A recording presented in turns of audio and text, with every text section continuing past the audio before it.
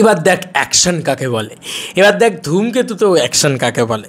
ধূমকেতুর ভিতরে প্রচুর পরিমাণে অ্যাকশন রয়েছে এবং সেটা কিন্তু বড় রকম অ্যাকশন রয়েছে। এবং তোমরা মনেই হতে পারে যে তখন আর অ্যাকশন কোয়ালিটি কী ছিল, আজকের দিনের যা অ্যাকশন কোয়ালিটি আছে তখন বেটার অ্যাকশন কোয়ালিটি ছিল। ইয়েস বন্ধুরা, আমাদের বাংলা ইন্ডাস্ট্রি এমনই অবস্থা যে আগে অ্যাকশন কোয়ালিটি বেটার ছিল, এটা তোমাদেরকে বলতে পারি। মানে এরকম প্রচুর জায়গা রয়েছে যেখানে অ্যাকশন কোয়ালিটি আগে অনেক বেটার ছিল, ইন টার্মস অফ মানে টেকনিক্যালিটি আগে অনেক বেটার ছিল, কারণ সাউথ থেকে বলিউড থেকে প্রচুর মানুষ এসে আগে কাজ করতো।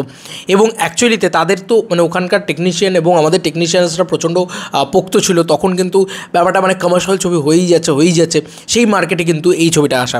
তো অলরেডি অ্যাকশন ইত্যাদি তখন কিন্তু আরও বেশি পোক্ত ছিল। তুমি যদি চ্যালেঞ্জ 2 এর অ্যাকশন তুলে দেখে নাও তাহলেই বুঝে যাবে যে অ্যাকশনটা কোন লেভেলে ছিল তখন। আচ্ছা চলো এবার তোমাদেরকে একটা দারুণ জিনিস দেখাই, সেটা হচ্ছে যুদ্ধ জয়। ঠিক আছে, এই লাইনটা, এই জায়গাটা তোমাদেরকে দেখাচ্ছি, তোমরা নিজেরাই দেখলে বুঝে যাবে এটা একটা পেপার কাটিং। এটা ধূমকেতুর সময় রিলিজ হওয়ার একটা পেপার কাটিং, সেই সময় শুটিং হয়েছিল। আর দেবদার এই ছবিটা এসছে, তোমরা জাস্ট ভাবো যে এই ছবিটা একটা মিলিটারি প্যান্ট পরে, তার মানে ক্যারেক্টারটার মিলিটারি ব্যাকগ্রাউন্ড আছে, ক্যারেক্টারটার হাতের মাসল বডি এগুলো দেখো। ক্যারেক্টারটা মানে দেবদা এখানে দেখা যাচ্ছে যে করছেন, শরীরচর্চা করছেন। কেন করছেন? কারণ তার মানে তার বডিটা দরকার লাগবে, দেখতে লাগতে হবে। এবং বরফের ভিতরে খালি গায়ে এরকম স্যান্ডো গেঞ্জি পরে অ্যাকশন করছেন দেবদা, ওপেনলি আমি দেখিয়ে দিলাম, চলো লাইভ প্রমাণ। ঠিক আছে, তো ধূমকেতুতে কিন্তু অ্যাকশন ইত্যাদি আছে। আর অলরেডি এই জুটিটা তো ছেড়েই দাও, মানে এই জুটির কথা আর কিছু বলার নেই। এই জুটি লাস্ট 2013 সালে এসছে, দেব শুভশ্রী জুটি সব উড়িয়ে দিয়েছে।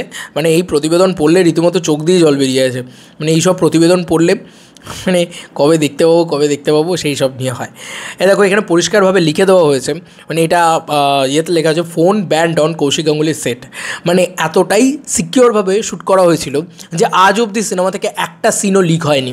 তোমরা দেখতে পাচ্ছ যে সিনেমা থেকে খুব বেশি দৃশ্য লিক হয়েছে, মানে গোটা সিনেমাটা এখনও যে কী গল্পের ওপরে বেস করে রয়েছে এত দিন ধরেও আমরা এক্স্যাক্টলি জানি না। এখন এসে কৌশিক গাঙ্গুলি বলছে বা এখন এসে বলছে, মানে তাও কেউ বলে দেয়নি যে দেব টেররিস্ট বা এই ওই সেই, এটা কেউ বলে দেয়নি। ঠিক আছে, মানে এখন অবধি কেউ কিছু বলেনি।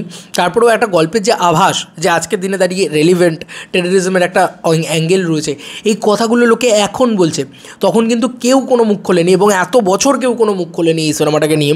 যে কারণে এটা এতটাই কী বলবো, ওই যে বলে না যে একটা এক্সক্লুসিভিটি রয়েছে এই সিনেমাটার ভিতরে, সেটা কিন্তু ভরপুর পরিমাণে রয়েছে। এবং অ্যাকশানটা ভাই যুদ্ধ জয়, দেখতে পাচ্ছ তো এখানে লেখাই রয়েছে, পরিষ্কারভাবে লেখা রয়েছে যুদ্ধ জয়, এবং স্বয়ং দেবদাকে এরকমভাবে দেখা যাচ্ছে। অ্যাকশানটা ভয়ঙ্কর থাকবে ভাই, আমি আগেও বলেছি যে এরকমভাবে পুরো বন্দুক করা রয়েছে, হাতে রাইফেল নিয়ে দাদা এরকমভাবে চিৎকার করছে, ওই জায়গাগুলোর শট এরকম একটা দুটো ছবি এসেছিলো। দেখো এত বছর হয়ে গেছে একটা ছবির, একটা দুটো ছবি যদি লিক না হয় তাহলে আর কী হবে, ছবি তো লিক হয়েছে বলেই আমরা কথা বলতে পারছি। তো আমার কোথাও গিয়ে মনে হয় যে ধূমকেতুর ভিতরে অ্যাকশনটাও ভরপেটটা থাকতে চলেছে, এবং তখনকার অ্যাকশন আরও ভালো হতো, যে কারণে আমার খুব ভরসা রয়েছে যে এই ছবিটা মানে শুধুমাত্র একটা কৌশিক গাঙ্গুলি ফিল্ম বা শুধুমাত্র একটা আরবান সেন্ট্রিক, কৌশিক গাঙ্গুলি এখন যেরকম অর্ধাঙ্গিনী বা অযোগ্য বানাচ্ছেন, এই কৌশিক গাঙ্গুলি কিন্তু তখন ছিলেন না। কৌশিক গাঙ্গুলি তখন এক্সপেরিমেন্ট করতেন, এবং দেবদাকে নিয়ে করবেন মানে সেখানে কিন্তু অন্য রকমভাবে প্রেজেন্ট করবেন। তুমি যদি দেখো বুম্বাদাকে নিয়ে সে যখন কাজ করেছে, সে কিন্তু বুম্বাদার মতন করে তাকে প্রেজেন্ট করেছে। দেবদাকে নিয়ে যখন করবে, আমি মানে করেছে যখন, আমার মনে হয় যে তিনি দেবদাকে দেবদার মতন করে প্রেজেন্ট করেছেন। দেখা যাক, বাকিটা তো সময় বলবে। আমি প্রচণ্ড এক্সাইটেড হয়ে যাচ্ছি, এই সমস্ত আরও দেখিয়ে তোমাদেরকে আরও বেশি মানে এক্সাইটেড করে দিচ্ছি ভাই। 14ই আগস্ট খেলা হবে, আর কোনো কথা হবে না। চলো বন্ধুরা, নতুন কোনো ভিডিওতে দেখা হবে, বাই।